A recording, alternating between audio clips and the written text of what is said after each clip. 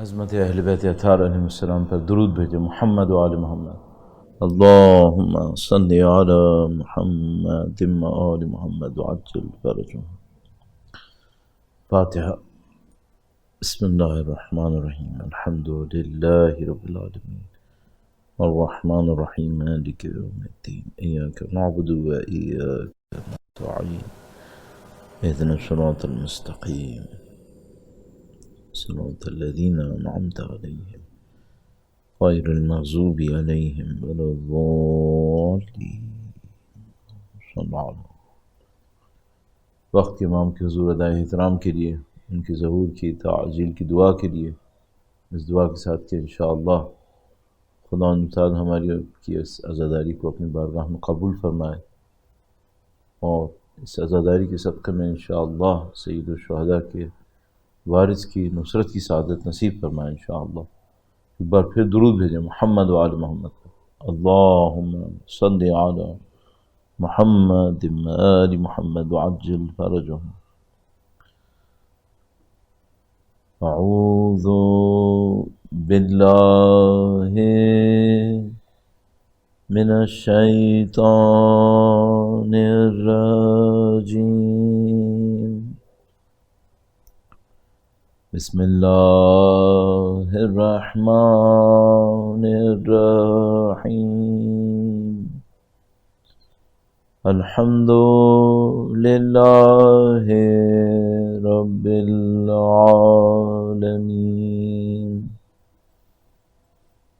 والصلاة والسلام علی سید الانبیاء والمرسلین، حبیب الہ العالمین ابی القاسم محمد، اللہم صلی علی محمد وآل محمد وعجل فرجهم، وعلى آلہ الطیبین الطاہرین، سیما بقیت اللہ فی الأراضین۔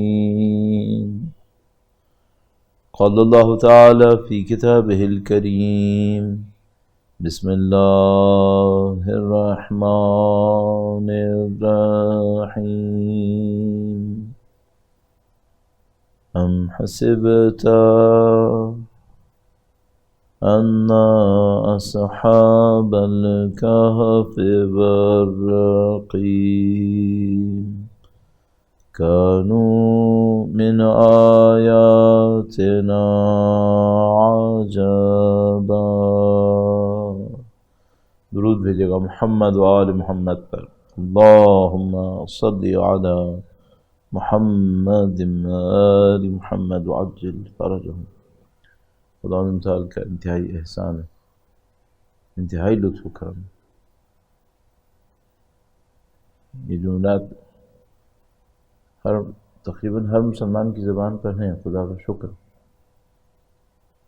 لیکن یوں احساس ہوتا ہے کہ اس کو زبان سے کہنا ایک معاملہ ہے، دل کی گہرائی سے ادا کرنا ایک اور معاملہ۔ شکر خدا ان نعمتوں پر ہے جو خدا تعالی نے نصیب فرمائی ہیں، اور ظاہر ہے کہ شکر اچھا وہ کرے گا جو پہلے اچھا اللہ کی نعمتوں کو سمجھ پائے گا کہ خدا کی نعمتیں کیا کیا ہیں۔ اور ہم سب جانتے ہیں کہ ان تعدوا نعمت اللہ لا تحصوها، اللہ کی نعمتوں کو سمجھنا چاہو، گننا چاہو، گن نہیں سکتے۔ میرا اپنے خیال ہے کہ جو سمجھ میں آتی ہے بات وہ یہ کہ ظاہر ہے کہ ہم گن تو نہیں سکتے جیسے کہ قرآن کریم نے فرمایا، لیکن ایک معاملہ احساس کرنے کا ہے۔ پھر نعمتوں کے اندر ایک معاملہ ان نعمتوں کا ہے کہ جو عدد میں آ سکیں گی، کوانٹٹی میں آ سکیں گی۔ خدا نے مثلا کتنے گھر دیے، کتنا پیسہ دیا، کتنی اولاد دی، کتنے سال دیے۔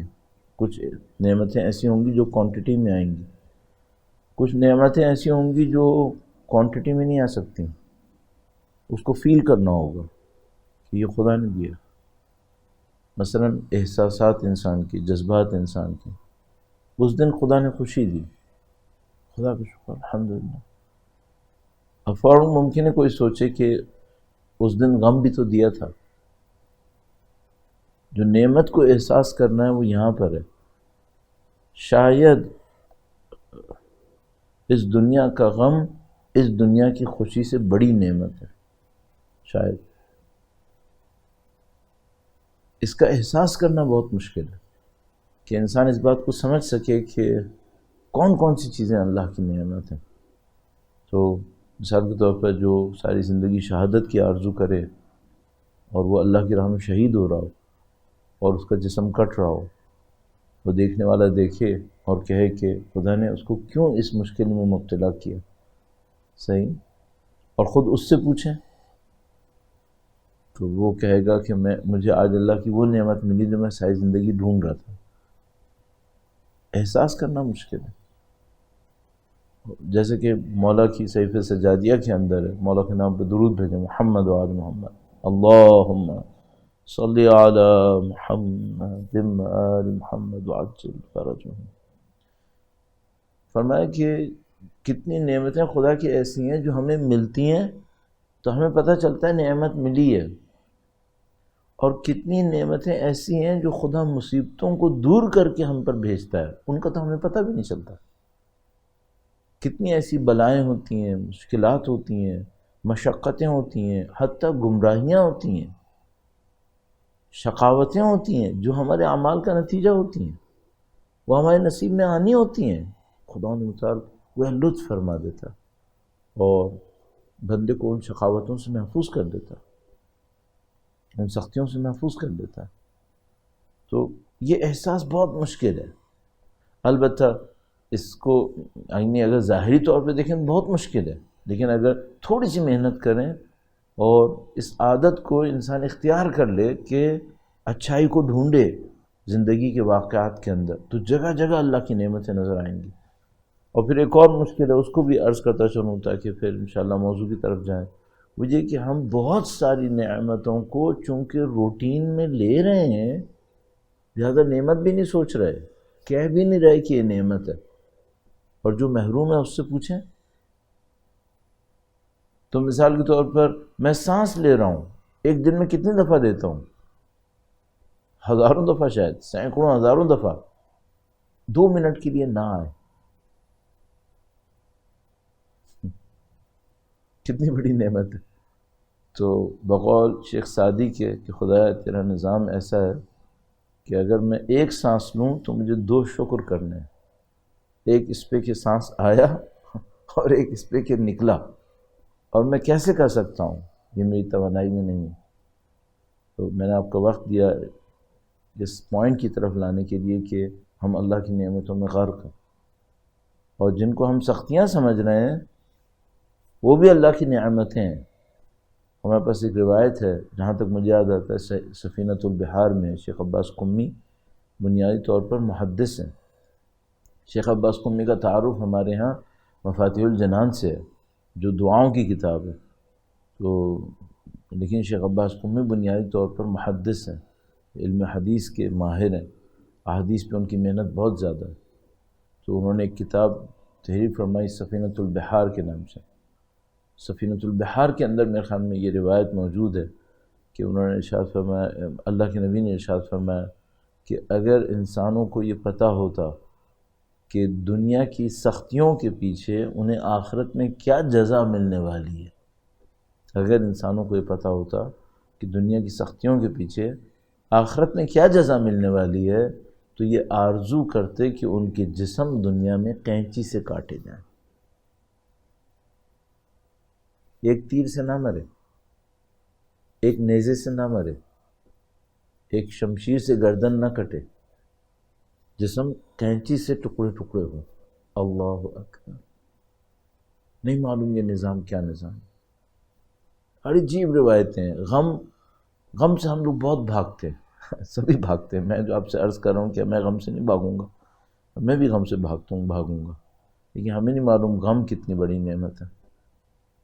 اگر غم نعمت نہ ہوتی تو اللہ نبی کو کیوں دیتا؟ غم نعمت نہ ہوتی، خدا نے اپنے نبی کو جو غم دیے وہ آسمانوں کو چکنا چور کرنے والے تھے. اپنے نبی کی صاحبزادی کو جو منتخب ترین مخلوقات تھیں ان کو جو غم دیے وہ مصائب کا حصہ بن گئے. اور ایک عجیب روایت، بس اور میں یہاں تک عرض کر چکا تو یہ بھی عرض کرتا چلوں، بڑا عجیب لمحہ ہے اللہ کے نبی کی ذات میں. اللہ کے نبی اپنے فرزند کی قبر کے اوپر تشریف فرما تھے. گویا جب حضرت ابراہیم کا انتقال ہوا تو اللہ کے نبی ان کی قبر کے اوپر تھے اور گویا گریہ فرما رہے تھے. گریہ کرتے کرتے انہوں نے گردن اٹھا کے کوہ احد کو دیکھا، احد کے پہاڑ کو دیکھا. یہ عجیب ہے کہ یہ جو اہل عرفان ہیں یہ تمام اشیاء کو بھی موجود سمجھتے ہیں. ظاہر ہے کہ اگر نبی سمجھتے ہیں تو ہوں گی موجود. تو درخت کو کبھی خطاب فرماتے تھے تو کوہ احد کو خطاب فرمایا، کہا اے کوہ احد جو مشکل میرے اوپر ٹوٹی اگر تجھ پہ ٹوٹتی تو تو چکنا چور ہو جاتا. میرے اوپر جو غم ٹوٹا. سلام اللہ علیکم یا اہل بیت النبی. درود بھیجیں محمد و آل محمد پر. اللہم صلی علی محمد و آل محمد وعجل فرجهم. تو ہم اللہ کی نعمتوں میں غرق ہیں. یہ جو خداوند متعال نے ہمیں اور آپ کو الحمدللہ رب العالمین سید الشہداء کا غم نصیب کیا، اب اس غم میں تو کوئی شبہ نہیں ہوگا مجھے اور آپ کو کہ یہ کتنی بڑی نعمت ہے. غم بہت بڑی نعمت ہے اللہ کی. تو ان نعمتوں کو شکر کیسے بجا لائیں؟ ایک نعمت جیسی خدا چاہتا ہے ویسی استعمال کرنا. زندگی نعمت نہیں ہے، عمر نعمت نہیں ہے، یہ کتنے سال انسان کو اللہ نے دیے یہ نعمت نہیں ہے، یہ نعمت ہے. تو اس کو کیسے استعمال کریں گے؟ جو خدا کو پسند ہو. تو خدا کو یہ پسند ہے کہ ہم اپنی عمر سے، اپنی طاقت سے، اپنی سوچنے سمجھنے کی صلاحیت سے، اپنی قوت ارادی سے صحیح فیصلے کا انتخاب کریں، صحیح راستے کا انتخاب کریں. وہ صحیح راستہ کیا ہے؟ بار بار عرض ہو چکا، انا للہ و انا الیہ راجعون. اللہ کی صفات کی طرف جو راستہ جائے، اللہ کی قرب کی طرف جو راستہ جائے، وہ صحیح راستہ ہے. تو میں اور آپ اس بات کے معذب ہوئے کہ جتنی بھی ہمیں نعمتیں ملی ہیں ہم سب کو ایک سمت لے کر جائے. اور وہ سمت کیا ہے؟ اللہ کی صفات کو اپنے اندر منعکس کرنا، اپنے اندر ریفلیکٹ کرنا. یہ خدا ہم سے چاہتا ہے. اس میں ہمارا کمال قرار دیا اور اسی پہ ہمارا امتحان قرار دیا. اب یہ ہے کہ ہم اگر اس کو قبول کرتے ہیں کہ بھئی یہ سب کچھ پوری کائنات اللہ کی مخلوق اللہ کی ولایت میں ہے اور ہم اہل ولایت ہیں، یعنی کیا مطلب؟ اللہ کی اس ولایت کو قبول کرنے والے. میں نے عرض کیا تھا کہ ولی دونوں مطلب میں آتا ہے. اللہ ولی المؤمنین ہے اور مومن ولی اللہ ہے، دونوں کے معنی میں آتا ہے. تو ہم اہل ولایت ہیں، یعنی خدا کی ولایت کو، نبی کی ولایت کو، امام کی ولایت کو قبول کرتے ہیں، وہ سلسلہ جہاں تک بھی جا رہا ہے. اور اس کے بعد کوشش کیا کرتے ہیں؟ ہم اللہ کے ولی بن جائیں، اللہ کے چاہنے والے بندے بن جائیں، اللہ کے محبوب بندے بن جائیں اس کے راستے پر چلتے ہوئے. اور یہ جو ولی اللہ ہوتے ہیں ان کی زندگی کا مقصد، ایک مقصد کیا ہوتا ہے؟ جو زمین پر خدا کا نمائندہ ہو اس کی نصرت کرنا ہوتا. نمائندہ نبی کی صورت میں ہو، نبی کی نصرت کریں گے. نمائندہ وسیع کی صورت میں ہو، وسیع خدا کی نصرت کریں گے. نمائندہ متقی پرہیزگار کی صورت میں ہو، اس کی بھی مدد کریں گے.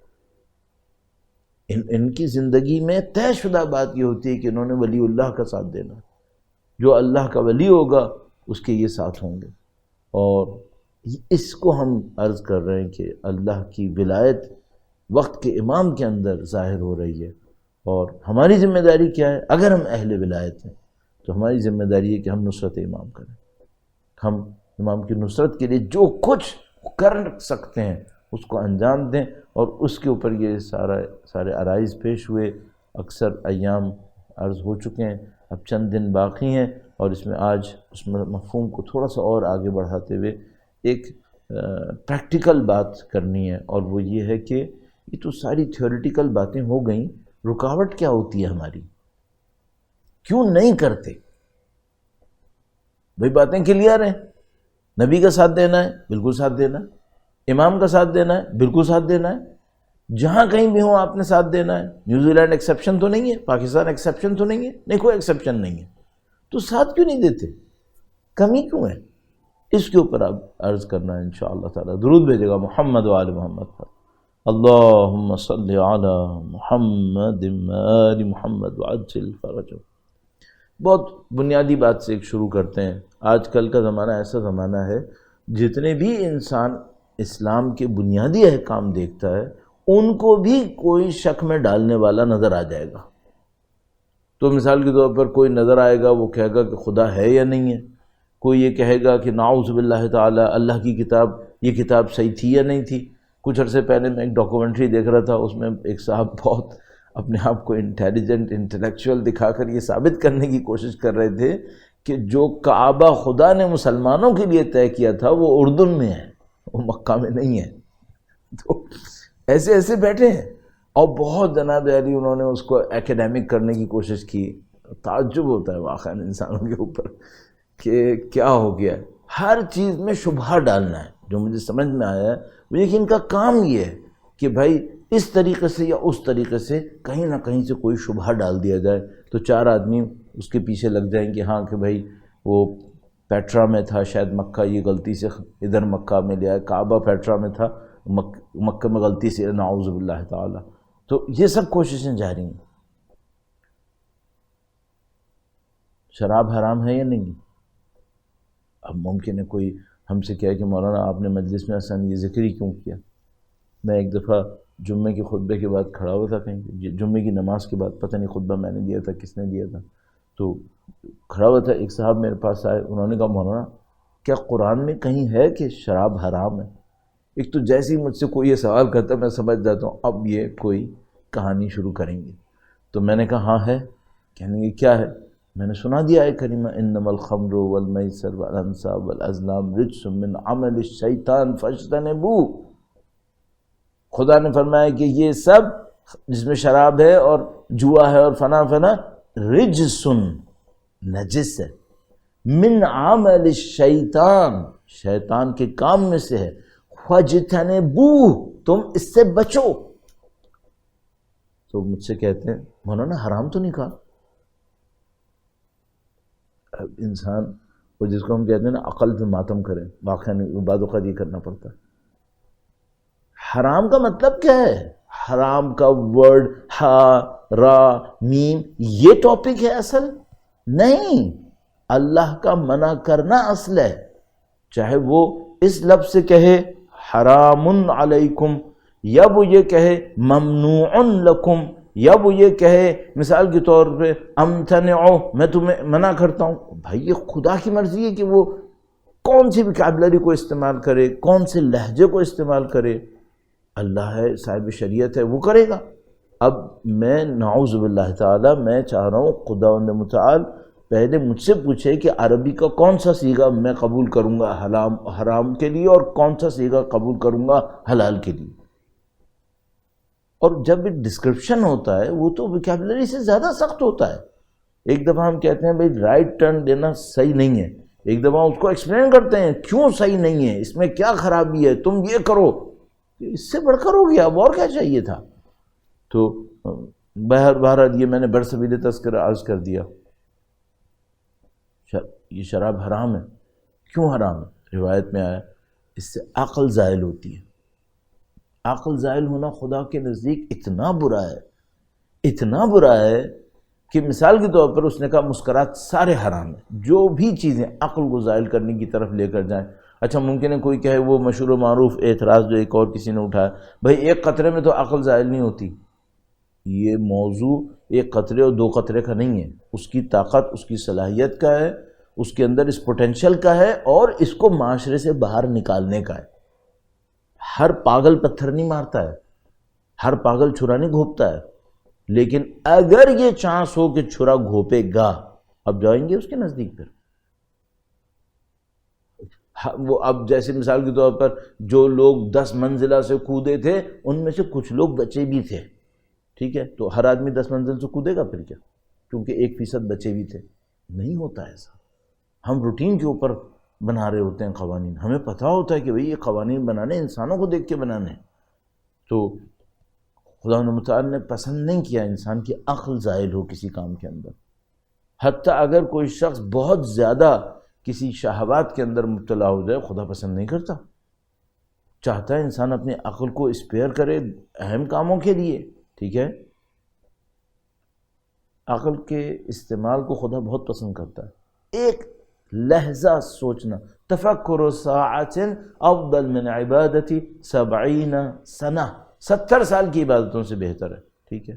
جو بھی رکاوٹ ہے وہ اللہ کو پسند نہیں ہے۔ کیا رکاوٹ آتی ہے نصرت امام کے اندر؟ ایک بات، انسان عقل استعمال نہ کرے۔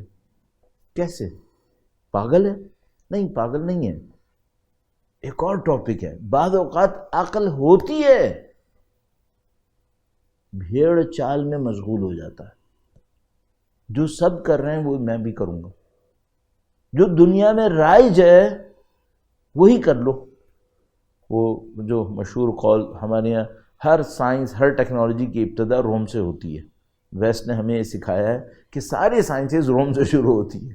ابھی آج کل میں عراق سے جو 2003 میں امریکہ کے حملے کے بعد جب صدام حسین کا تختہ الٹا تھا تو ان کے میوزیم سے جو چوریاں کی گئی تھیں ان میں 10,000 سے زیادہ پیسز امریکہ کے اندر ہیں، آہستہ آہستہ واپس آنا شروع ہوئے، تو ان میں ایک پیس واپس آیا ہے جس کی تاریخ حضرت عیسیٰ علیہ السلام سے تقریباً، میرا خیال ہے جو مجھے یاد آ رہا ہے، 1300 سال پہلے کی ہے، یعنی روم سے تو بہت پہلے کی ہو گئی، روم اور یونان سے، اور اس میں ٹریگنومیٹری کا استعمال آیا ہوا ہے۔ اچھا، اب پریشان ہے کہ ہمارے یہاں تو ٹریگنومیٹری ایجاد ہوئی ہے یونان اور روم سے، اور وہاں اس ٹیبلٹ کے اوپر مٹی کا بیکڈ ٹیبلٹ ہے، ٹریگنومیٹری کی علامتیں آئی ہوئی ہیں ان کے روم اور یونان سے 1000 سال پہلے کی۔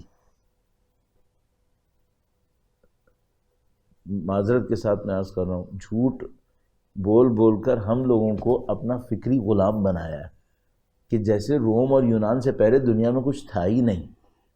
یہ جو اہرام مصر بنائے یہ ایلینز نے بنائے تھے، ان کے اندر سائنس نہیں ہے۔ یہ جو انڈیا میں اور چائنا کے اندر اور ایران کے اندر روم اور یونان سے کہیں پہلے یہ سب بلڈنگز تھیں اور ٹیکنالوجیز تھیں، یہ سب ختم، سب روم اور یونان سے شروع ہوا ہے، ہم بیوقوف بنا رہے ہیں۔ بہرحال خدا کیا چاہتا ہے؟ خدا چاہتا ہے بھیڑ چال میں نہ پھنسیں۔ خدا چاہتا ہے کہ اگر سب غلط کر رہے ہوں آپ غلط مت کریں۔ اس کے لیے کیا ضروری ہے؟ آپ اپنی عقل کو استعمال کریں، آپ اپنے فیصلے خود کریں، یہ خدا چاہتا ہے۔ اور معذرت، ایک اور جملہ پھر یہاں پہ عرض کر دوں، اب بار بار کہنا صحیح نہیں ہے، معذرت کے ساتھ، معذرت اس لیے کہتا ہوں روٹین کے جملوں سے ہٹ کریں، باتوں سے ہٹ کریں، تھوڑی سی بات سے اکثر لوگوں کے نزدیک کلیئر ہیں یہ باتیں۔ یہ جو میڈیا ہے اس کا کام کیا ہے؟ زیادہ تر میڈیا کا کام یہ ہے ہمیں اس بھیڑ چال کے اندر پھنسا کے رکھے کہ ہم وہی سوچیں جو یہ چاہتے تھے کہ ہم سوچیں، اور وہ ہم سوچتے رہیں اور اس باکس سے کبھی باہر نہ نکل سکیں۔ خدا کیا پسند کرتا ہے؟ خدا نہیں پسند کرتا کہ ہم کسی انسان کی دی ہوئی فکر پر غلامی میں مبتلا ہو جائیں۔ یہ بت پرستی کی نئی شکل ہے۔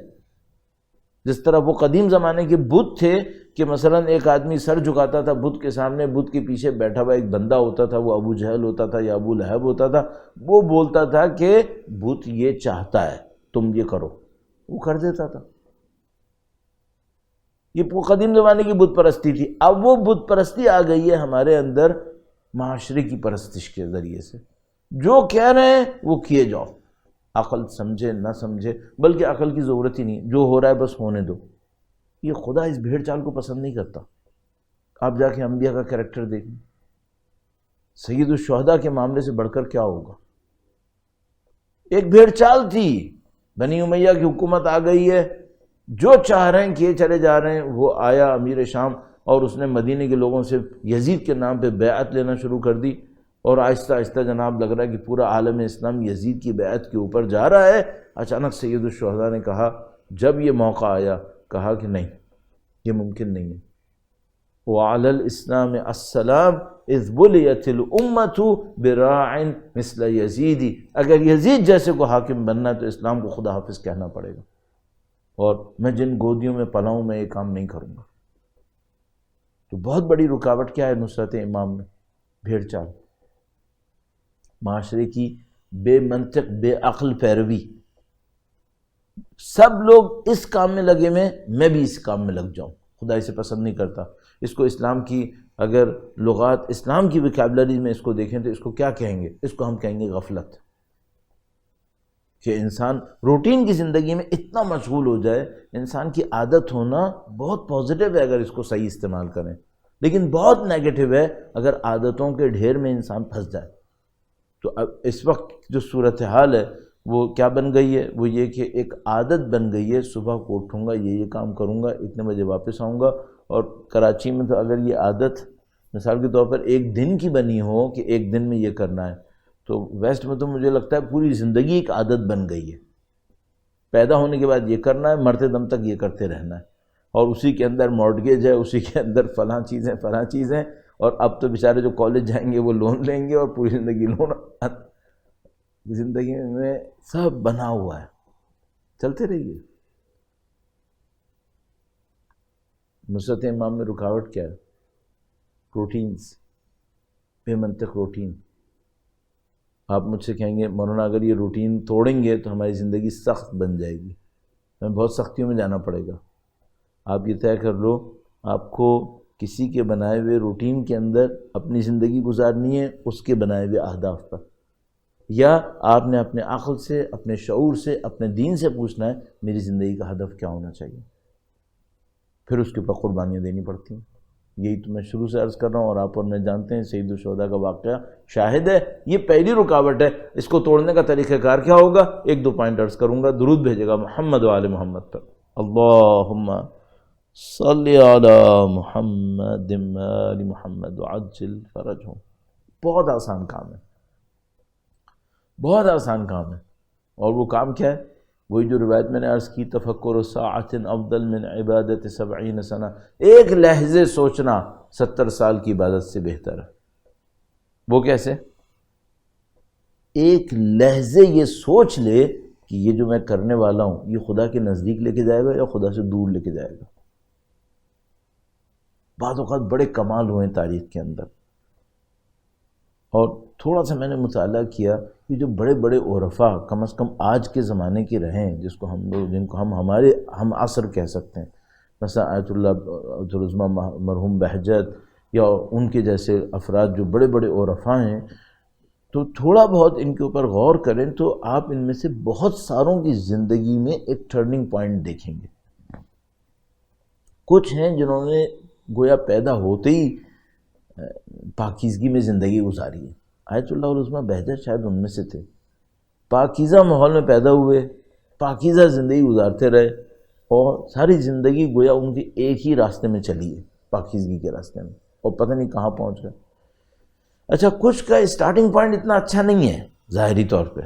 مثال کے طور پر میں ایک دو عرفاء کے واقعات میں پڑھ رہا تھا، ان میں سے ایک عارف تھے جو آتش پرستی سے آئے تھے، مسلمان ہوئے تھے، پہلے آگ کی پوجا کرنے والوں میں سے تھے، زرتشتی جن کو ہم لوگ کہتے ہیں، ہم لوگ کیسے ہیں ایسے، تو وہ ویسے تھے۔ مثلا کسی کے میں نے حالات میں دیکھا کہ مثلا شروع میں اصلا دین سے اتنی زیادہ رغبت نہیں تھی، پھر کوئی ایک واقعہ ہوا، کوئی بہت پاکیزگی دکھائی، بڑے کریٹیکل ٹائم کے اوپر خدا کی خاطر کوئی قربانی دے دی، بس گویا وہاں سے کوئی عمل شروع ہو گیا۔ تو میں نے دیکھا ہے کہ جو مجھے سمجھ میں آتا ہے، دیکھا ہے کہ مطلب یعنی مجھے ایسے لگتا ہے کہ یا کسی گناہ سے بچے ہیں، ایسے گناہ سے جن کا کوئی دیکھنے والا نہیں تھا، صرف خدا دیکھنے والا تھا، اور خدا کی خاطر خدا کے اس گناہ کو چھوڑ دیا، یا کوئی ایسی رحم دلی دکھائی ہے صرف خدا کی خاطر کہ جس پہ خدا کو گویا پیار آ گیا، خدا نے پسند کر لیا. تو کسی نے حتیٰ بعض عرفاء کے واقعات میں ہے کہ کسی نے کسی جانور کے اوپر رحم دکھایا تو خدا نے اس کو پسند کر لیا. تو یہ جو ایک سیکنڈ کا سوچنا تھا، یہ کتنے سال کی عبادت سے بہتر ہوا؟ پتہ نہیں کتنے ہزار سال کی عبادت سے بہتر ہو گیا. کیوں؟ کوئی انسان ہزاروں سال عبادت کرے اور ایسے کسی فیصلے کو نہ کرے تو محروم رہ گیا. تو نصرت امام میں رکاوٹ کہاں بنتی ہے؟ نمبر 1، نہ سوچنا، روٹین کو فالو کرنا. تو آپ اس کو توڑیں گے کیسے؟ سوچنا شروع کر دیں، سوچنا شروع کر دیں. یعنی کیا مطلب؟ تو مجھے نہیں معلوم کہ جب آپ یہ مجلس سن رہے ہیں تو آپ کا سونے کا ٹائم کتنے گھنٹے میں آنے والا ہے، مجھے نہیں معلوم. آپ سونے کے لیے جس ٹائم پہ سوتے ہیں اپنے آپ سے پوچھیں اللہ کو یہ پسند ہے؟ جس وقت پہ اٹھتے ہیں وہ اللہ کو پسند ہے؟ اللہ کتنے بجے چاہتا ہوگا کہ میں سوؤں اور کتنے بجے چاہتا ہوگا کہ میں اٹھوں؟ بات تو بچکانا سی لگے گی آپ کو، لیکن آپ زندگی میں ایسے سوچنا شروع کر دیں خدا کیا چاہتا ہوگا. کچھ جگہوں پہ آپ کو بالکل بلنٹلی سمجھ میں آ جائے گا خدا ایسے چاہتا ہے، الحمدللہ میں وہ کر رہا ہوں، الحمدللہ. کچھ جگہ پہ آپ کو بالکل کلیئر سمجھ میں آ جائے گا خدا ایسے چاہتا ہے اور میں نہیں کر رہا ہوں. اور کچھ جگہوں کے اوپر آپ ڈاؤٹ فل رہ جائیں گے کہ پتہ نہیں خدا ایسے چاہتا ہے یا نہیں چاہتا ہے. تو جتنا آپ جن جگہوں پہ کلیئر ہیں خدا کو فالو کرتے رہیں گے، آپ کا جو گرے ایریا ہے یہ ختم ہونا شروع ہو جائے گا، آپ کی ہدایت بڑھنا شروع ہو جائے گی. تو اگر آپ امام کی نصرت کرنا چاہتے ہیں تو کیا کریں؟ عقل کو استعمال کریں، تدبیر کو استعمال کریں، اور اپنے فیصلوں کو اپنے ہاتھ میں لیں. دوسروں سے نہ کروائیں اپنے فیصلے اس معنی میں کہ آپ کو کچھ سمجھ میں نہیں آ رہا نعوذ باللہ تعالیٰ اور آپ چلے جا رہے ہیں. دوسرا پوائنٹ عرض کروں گا، درود بھیجے گا محمد و آل محمد پر، اللہم صلی علی محمد آل محمد وعجل فرجہ. ایران میں ایک بہت بڑے عالم ہیں آیت اللہ جوادی آملی، کافی لوگ جانتے ہیں انہیں، آپ نے شاید ان کی کلپس کچھ ٹرانسلیشن کی بھی سنی ہو، دیکھی ہو. علامہ محمد حسین طباطبائی تفسیر المیزان کے مصنف، ان کے شاگرد ہیں، علامہ طباطبائی کے شاگرد ہیں علامہ جوادی آملی. ہمارے یہاں علامہ کا پاکستان بر صغیر میں علامہ بہت سستا لقب ہے، ایران میں علامہ بہت مہنگا لقب ہے، بڑی مشکل سے کسی کو ملتا ہے. تو علامہ طباطبائی لکھتے ہیں اور ذرا کم لوگوں کے نام کے آگے علامہ لگاتے ہیں. تو آپ میرے علامہ کہنے سے ویسا علامہ نہیں سوچیے گا جیسے ہمارے یہاں بر صغیر میں ہر ایک علامہ موجود ہے. تو آیت اللہ جوادی آملی نے بہت خوبصورت ایک جملہ فرمایا تھا، وہ بہت خوبصورت محاورتی زبان استعمال کرتے ہیں بعض اوقات. تو انہوں نے کہا کہ انسان کی ترقی کے راستے میں 2 رکاوٹیں. ایک تو رکاوٹ میں نے عرض کی غفلت، نادانی، بس بھیڑ چال. اگر اس سے تھوڑا نکل آئے تو 2 رکاوٹیں. ایک انہوں نے کہا شبہ علمی اور دوسرا شہوت عملی. شبہ علمی کیا؟ علم کے معاملے میں اس کے لیے کوئی ڈاؤٹ کریٹ ہو گیا ہے، انٹلیکچول لیول کے اوپر ڈاؤٹ کریٹ ہو گیا ہے، اس ڈاؤٹ کو کلیئر نہیں کر سکا. مثلا کسی نے ایسے ہی اس کے دماغ میں ڈال دیا خدا ہے یا نہیں ہے، یہ بھی اپنے ڈاؤٹ میں پھنس گیا، کلیئر نہیں کر سکا. یہ بھی ایک رکاوٹ ہے، لیکن یہ رکاوٹ بہت کم لوگوں کے لیے، بہت کم لوگوں کے لیے. تیسری زیادہ بڑی رکاوٹ ہے.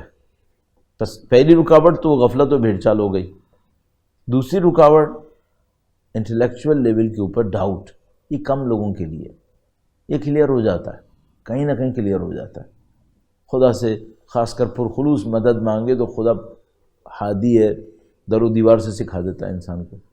سوتے جاگتے انسان سیکھ جاتا ہے، پتہ نہیں کیا کچھ سیکھ جاتا. میں کئی دفعہ عرض کرتا ہوں کراچی میں، یہ جو ہمارے یہاں ذہن میں ہے نا کہ بڑے بڑے معجزے جو ہوتے ہیں وہ صرف ایران عراق میں ہوتے ہیں، ایسا نہیں ہے، یہ ہر جگہ ہو سکتے ہیں. تو خدا سکھانا چاہے سکھا دے گا، لیکن اس سے زیادہ خطرناک کیا وہ ہے جس کو آیت اللہ نے کہا شہوت عملی. کیا مطلب؟ عمل کے میدان میں اپنی شہوتوں کے ہاتھوں اسیر ہو جانا. اور نہج البلاغہ کا اسی طرح کا ایک بہت اعلیٰ پائے کا قول ہے، وہ یہی ہے کہ کتنی ہی عقلیں ایسی ہیں، عقل ہے، سب کام کر رہی ہے، لیکن اسیر ہے، قید ہوئی بھی ہے شہوت کے اندر، خواہشات کے اندر. اس کی ایک مثال عرض کروں گا آپ کو. میں نے بہت تھکایا. درود بھیجیں محمد و آل محمد پر. اللہم صلی علی محمد و آل محمد وعجل فرجہم. پرانی مثال ہے لیکن آپ تحمل سے سماعت فرما لیں. کوئی شبہ ہے کہ نماز شب پڑھنی چاہیے؟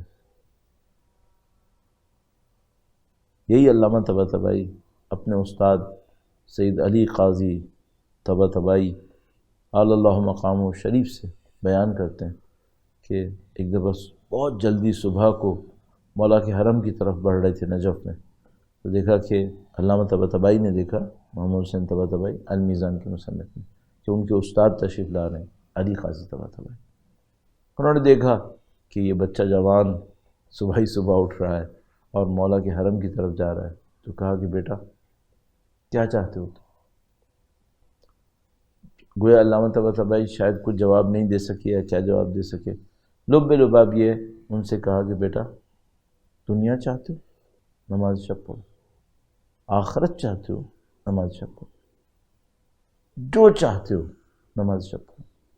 اس میں سب کچھ ہے، اس میں سب کچھ ہے. اس میں کسی کو کوئی شبہ ہے کیا؟ کوئی ڈاؤٹ ہے؟ نہیں.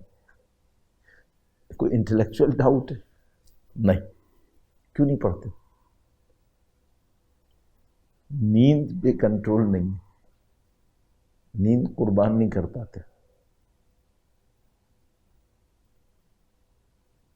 یہ جو نیند قربان نہیں کر پاتے اور خواہش پہ کنٹرول نہیں ہے، یہ صرف مستحبات میں رہے گا، یہ کبھی واجبات میں بھی رکاوٹ بن جاتی ہے.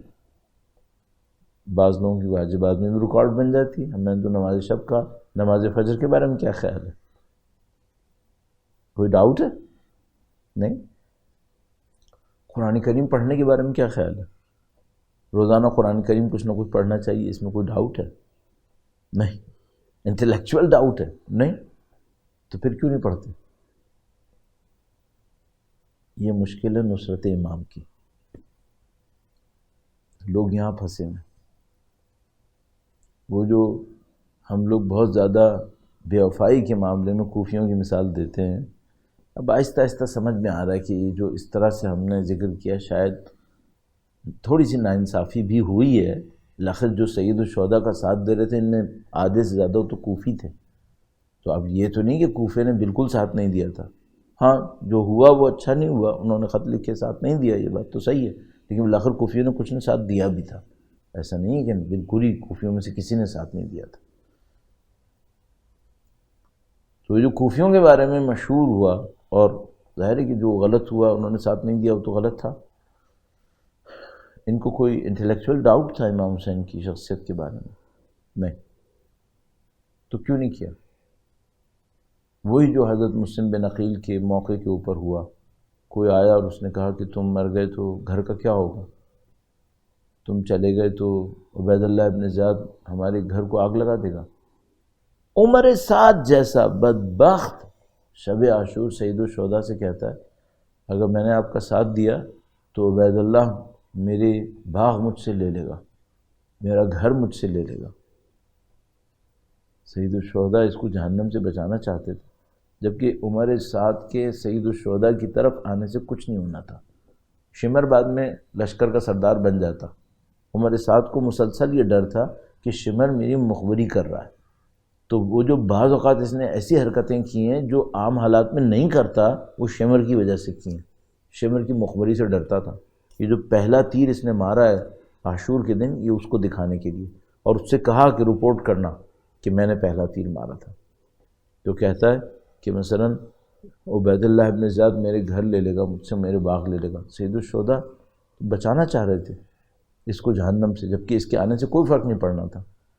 تو سید الشہداء نے کہا کہ تم عمر ساتھ تم مدینے آ جاؤ، میں تمہیں اس سے بڑا گھر دوں گا، اس سے بڑے باغ دے دوں گا. تم باغ کی خاطر جہنم میں جا رہے ہو، گھروں کی خاطر جہنم میں جا رہے ہو. پھر اس نے ایک جملہ کہا، سید الشہداء خاموش ہو. اس نے کہا کہ اگر میں آپ کا ساتھ دوں گا تو عبید اللہ ابن زیاد میرے بچے مار دے گا. سید الشہداء خاموش ہو. لیکن کوئی پوچھنے والا عمر سعد سے پوچھتا کہ تیرے بچے محترم ہیں اور حسین کے بچے؟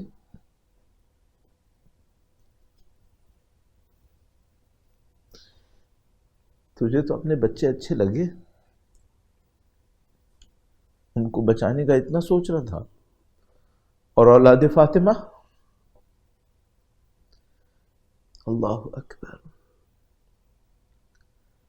اگر یہی سوچ لیتا کہ اگر میرے بچے مرے تو غم مجھے لگے گا،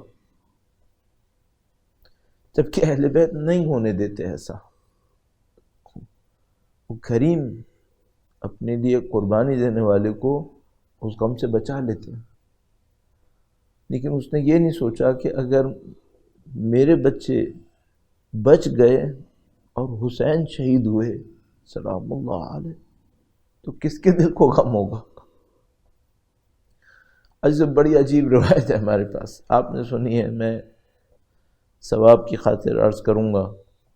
اللہ کے نبی تشریف فرما تھے، وہی شاید ابراہیم جن کا میں نے تذکرہ کیا، سید المرسلین کے ایک زانو پر ابراہیم بیٹھے ہوئے تھے، دوسرے زانو کے اوپر امام حسین تشریف فرما تھے. بچپنے کی بات، دونوں کو دیکھ کر اللہ کے نبی خوش ہو رہے تھے. ایک موقع پر حضرت جبرائیل آئے اور کہا کہ اے اللہ کے نبی، اللہ کی خاطر قربانی دینی. نبی نے فرمایا بولو. کہا کہ یہ سب سمبولک بھی ہو سکتا ہے، لیکن بہرحال روایت ہے. کہا کہ یہ جو ابراہیم ہے اور حسین ہے، ان میں سے ایک ابھی قربان ہوگا، آپ کسے قربان کریں؟ روایت کے مطابق اللہ کے نبی نے جبرائیل سے کہا جبرائیل، ابراہیم میرا بیٹا ہے، میں ابراہیم کو قربان کروں گا. حسین فاطمہ کا بیٹا، اپنی بیٹی کو حسین کا غم نہیں دوں گا.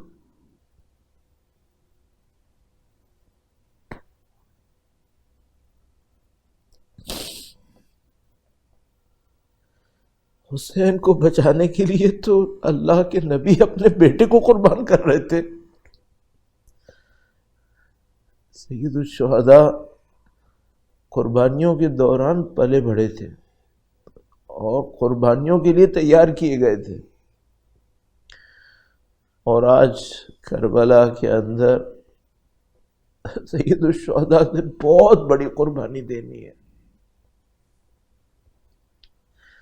تو بعض اوقات میرا جیسا آدمی جس کے اندر مصائب بیان کرنے کی طاقت نہیں ہے، مجھے انداز نہیں آتا، لیکن میں جب کبھی بھی مجلس سے نہیں بھی پڑھتا تھا تو میں کسی کو مصائب پڑھتا دیکھ کر اپنے اندر ایک حسرت کرتا تھا کہ کاش میں مصائب پڑھ سکتا ہوتا، تاکہ سید الشہداء کے غم میں رونے والوں کو رلا تو سکوں. پھر جب کچھ عرصے مصائب میں نے پڑھنا شروع کیے تو مجھے ایک اور بات سمجھ میں آئی، وہ یہ کہ اگر مصائب بہت اچھے پڑھوں تو مجھے سید الشہداء کے دل پہ جو غم گزر رہے تھے ان کی کوئی نشانی ملے گی. تو آج میں آپ کی خدمت میں یہی عرض کروں گا، آج مولا علی اکبر کے مصائب پڑھنے ہیں. مولا علی اکبر کے مصائب میں سید الشہداء کے دل پہ جو گزر رہا تھا وہ اس سے کم نہیں تھا جو رسول اللہ کے دل پر ابراہیم کی موت کے اوپر گزرا۔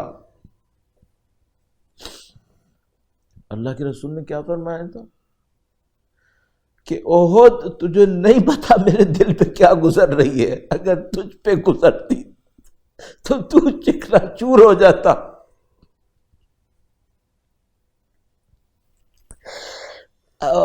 عزیزو، لیکن ایک جملہ عرض کرتا چلوں معذرت کے ساتھ، ایک ہے اللہ کے نبی ابراہیم کا جسد اطہر صحیح و سالم قبر میں اترا تھا۔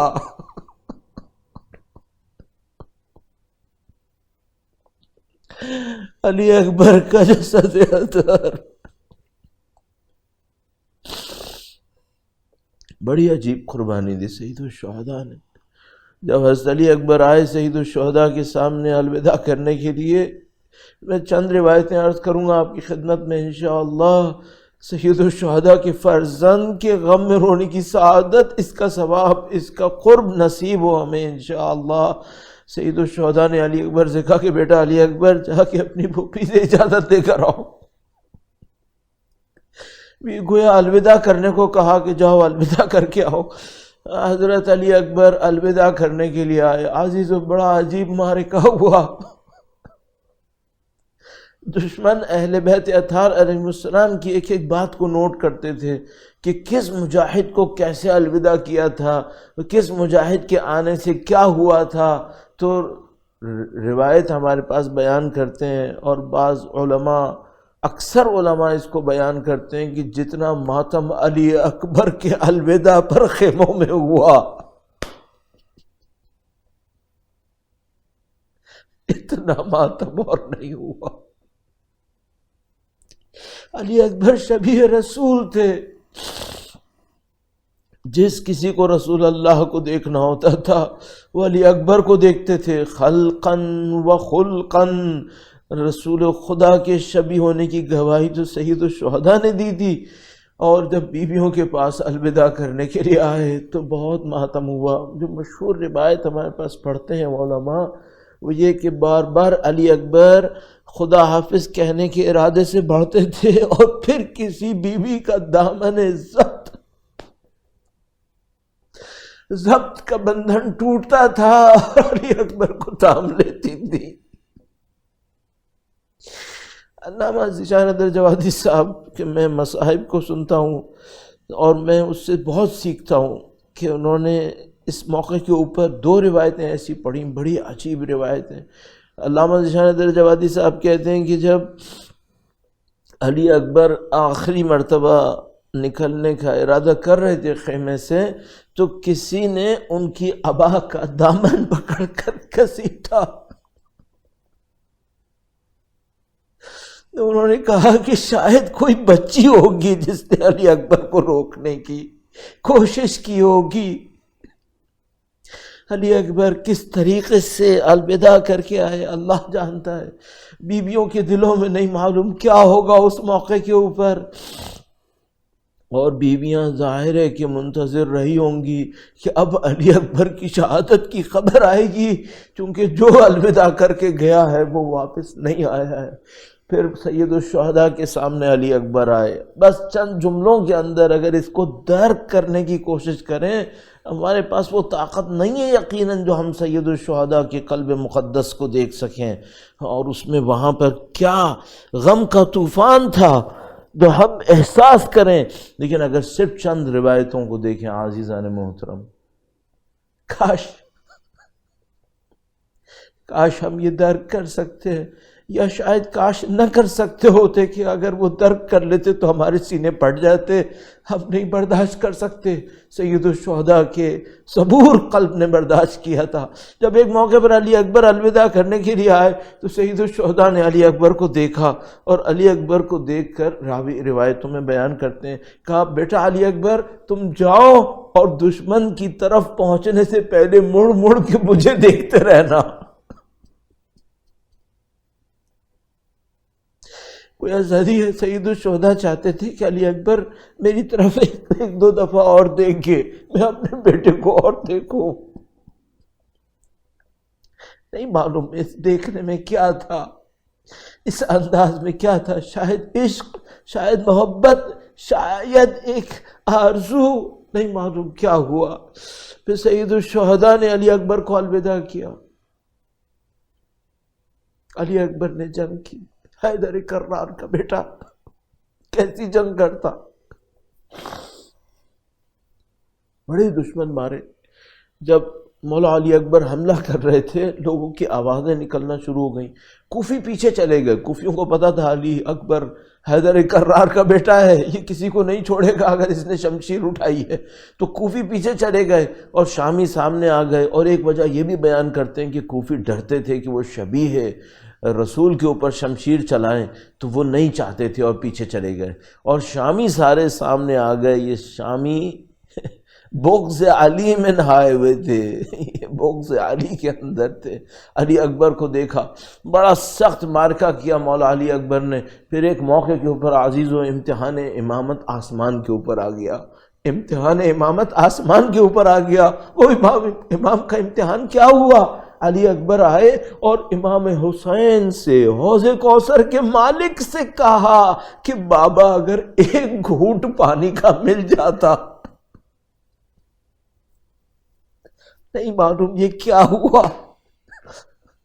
بوڑھے باپ سے ایک گھونٹ مانگ لیا، بوڑھے باپ سے پانی مانگ لیا۔ اللہ اکبر، اللہ اکبر۔ نہیں معلوم یہ کیا امتحان امامت تھا۔ اگر حضرت اسماعیل کی آنکھوں پہ پٹی باندھی کی، ذبح کرتے وقت پٹی باندھی تھی، تو اگر اسماعیل کہیں کہہ اٹھتے کہ بابا مجھے مت مارو، مجھے پانی چاہیے ابھی، تو حضرت ابراہیم کے دل پہ کیا گزرتی؟ یہاں نہیں معلوم کیا امتحان امامت تھا کہ حضرت علی اکبر نے آ کر کہا پانی اگر تو تھا۔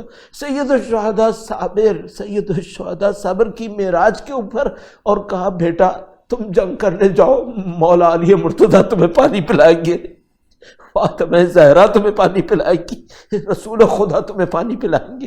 علی اکبر مطمئن روانہ ہوئے۔ اب اسی پیاس کے عالم میں حملہ کیا، دشمنوں کو تہس نہس کیا۔ بس ایک موقع آیا، ان اشقیاء نے جنگ کا ارادہ ترک کر دیا، پتھر برسانا شروع کر دیے، چاروں طرف سے علی کے بیٹے کو گھیر لیا اور گرز پہ گرز مارنا شروع کر دیے علی اکبر کے اوپر۔ ایک موقع آیا، علی اکبر زمین پر گرے، نہیں معلوم بابا کو بلایا یا نہیں بلایا، نہیں معلوم سلام کس انداز میں کیا۔ سید الشہداء لپ کے اپنے بیٹے کی سمت، لیکن عزیزو اگر بوڑھا باپ ہو اور جوان کے آخری لمحات میں اس کی طرف بڑھ رہا ہو تو ٹانگوں میں طاقت رہے گی۔ ایک موقع پر علی اکبر سے کہا بیٹا باپ کو آواز دیتے رہو، دکھائی نہیں دے رہا، کیسے پہنچوں تجھ تک علی اکبر؟ اللہ آپ کو اجر دے سید الشہداء کے غم میں رونے کا، سید الشہداء کے غم میں شریک ہونے کا۔ سید الشہداء علی اکبر کے سرہانے پہنچ گئے۔ اب علی اکبر کو عجیب عالم کے اندر دیکھا۔ بس عزیزو دو چار جملے اور عرض کرتے ہوئے، ایک ہمارے پاس روایت ہے کہ وہ برچی علی اکبر کے قلب مقدس کے اوپر لگی ہوئی تھی۔ آخری لمحات تھے، علی اکبر دنیا سے روانہ ہو رہے تھے۔ سید الشہداء کھڑے ہوئے اور ایک جملہ کہا، وہ جملہ راویوں نے لکھا ہے، شیخ عباس قمی نے مقتل میں لکھا ہوا ہے، فرمایا وَعَلَى الدُّنْيَا بَعْدَكَ الْعَفَا، اکبر سے خطاب کیا، اکبر تیرے بعد دنیا میں کچھ نہیں بچا، کچھ نہیں ہے میرے لیے، محبتیں ختم ہو گئی، جگر کا ٹکڑا چلا گیا۔ علی اکبر کا لاشا اٹھایا، ارے لاشا کیسے اٹھاتے، اتنا جوان بچہ تھا، وہ اتنا جری، اور اس کا لاشا کیسے اٹھائے؟ تو اب جب سید الشہداء نے لاشا اٹھایا، یہ بدبخت سید الشہداء پہ حملہ کرتے تھے۔ سید الشہداء ایک طرف سے علی اکبر کے لاشے کو اٹھاتے تھے، دوسری طرف سے ان لعینوں کا مقابلہ کرتے تھے، لاشے کے اوپر شمشیریں چلتی رہی۔ فقتلوه اربا، شیخ عباس قمی نے لکھا فقتلوه اربا، اور اربا لاشے کو لے کر بی بی زینب کے پاس کیسے لائے تھے یہ تو شہداء؟ الا لعنت اللہ علی القوم الظالمین، لعنت اللہ علی القوم الظالمین۔ وَسَيَعْلَمُ الَّذِينَ ظَلَمُوا، وقت کے امام آئیں گے انشاءاللہ، علی اکبر کے خون کا انتقام لیں گے، سید الشہداء کے قلب مقدس کی تسلی امام کے ظہور سے انشاءاللہ۔ یا رب الحسین بحق الحسین اشف صدر الحسین بظہور الحجہ، اللہم صل علی محمد وآل محمد وعجل فرجہم۔